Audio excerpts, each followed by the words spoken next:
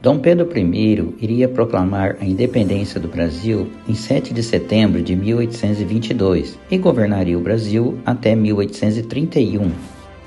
Logo a seguir, o cargo de imperador do Brasil passaria para o seu filho, Dom Pedro II. Ele governaria o Brasil de 1840 até 1889. Sabemos que o cargo de imperador passa de geração a geração e geralmente dentro de uma mesma família. Mas o trono de Dom Pedro II estava sendo ameaçado devido a diversos problemas na época. Um dos problemas era que os religiosos estavam irritados com Dom Pedro II, que estava se envolvendo demais nos assuntos da igreja. Outro fato importante foi a libertação dos escravos pela princesa Isabel, filha de Dom Pedro II, e que deixou irritado os donos de terras, que perderam a sua mão de obra barata. E nós sabemos que o cargo de imperador era passado de pai para filho e não de pai para filha, e Dom Pedro II tinha apenas a sua filha, a princesa Isabel. E o povo brasileiro naquela época não estava gostando muito de que o país pudesse ser governado por uma mulher.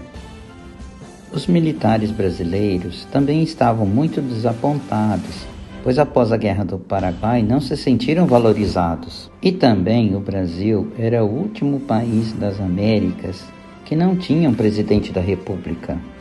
E este sentimento passou a crescer dentre os militares brasileiros.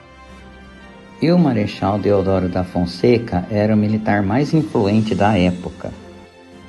Por isso, ele era o principal candidato a se tornar presidente da República. O sistema de governo republicano se preocupa muito em ouvir a opinião do povo, pois sabemos que na monarquia o poder é passado hierarquicamente, geneticamente, de pai para filho.